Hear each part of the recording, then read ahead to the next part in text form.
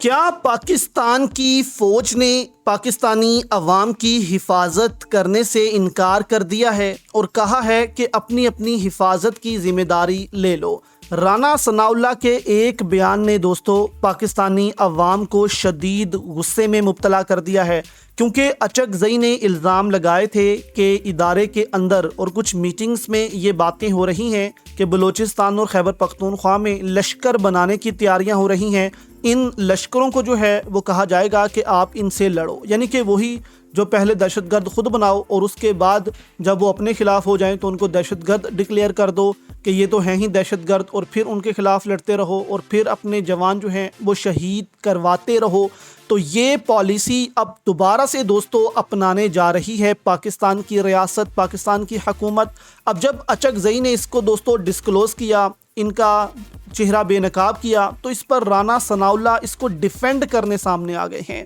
تو کیا واقعی یہ چاہتے ہیں کہ پاکستانی عوام اپنی حفاظت خود کرے؟ اب ہم ان کی حفاظت نہیں کر سکتے، یعنی کہ ہم صرف کاروبار کریں گے، پیسہ بنائیں گے، حفاظت اب یہ خود کریں؟ کیا دوستو حالات پاکستان کے ہوئے پڑے ہیں؟ کل بلوچستان میں جو حملے ہوئے ہیں فوج پر، ان کے پیٹرول ٹینکرز پر حملے ہوئے ہیں، جبکہ بہت سی گاڑیوں پر حملے ہوئے ہیں، جس کے بعد ایسا لگتا ہے کہ ادارے نے ہاتھ کھڑے کر دیے ہیں، جبکہ محسن نقوی کہتا تھا کہ یہ تو صرف ایک SHO کی مار ہے۔ اب یہاں پر رانا ثناء اللہ نے کہا کہ اگر بلوچستان یا خیبر پختونخوا میں آبادی سے کہا جائے کہ وہ دہشت گردوں سے لڑنے کے لیے اپنے اندر کچھ اہلیت پیدا کریں، تو اس کا یہ مطلب لینا غلط ہے کہ ریاست لوگوں کو لشکر بنانے کا کہہ رہی ہے۔ بینکس بھی تو اپنی جو ہے وہ حفاظت کے لیے سیکیورٹی گارڈز رکھتے ہیں، یعنی کہ رانا ثناء اللہ ایگزامپل دیکھیں آپ کیا دے رہا ہے کہ بینکس بھی اپنی حفاظت کے لیے سیکیورٹی گارڈ رکھتے ہیں، تو وہاں کی عوام جو ہے وہ کیوں نہیں رکھ لیتی؟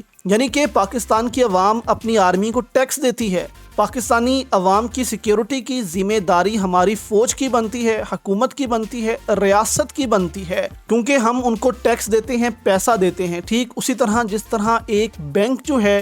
وہ سیکیورٹی گارڈ کو جو ہے وہ پیسے دیتا ہے، کل کو وہ سیکیورٹی گارڈ کہے گا کہ جی آپ اپنی سیکیورٹی کی ذمہ داری خود کہیں، بینک کو کہے گا اور مجھے جو ہے وہ بینک کے اندر رکھیں، بڑی پوسٹ دے دیں، میں جو ہوں آپ کا کام کرتا ہوں، آپ کا کاروبار سنبھالتا ہوں، اور آپ جو ہے اپنی سیکیورٹی جو ہے وہ خود کریں۔ اگر کل کو ایک سیکیورٹی گارڈ بینک سے یہ کہے تو پھر کیا ہوگا؟ اس پر ذیشان عزیز نے کہا عجیب سوچ ہے، یعنی کل کو انہی میں سے لوگ باغی ہو جائیں یا الگ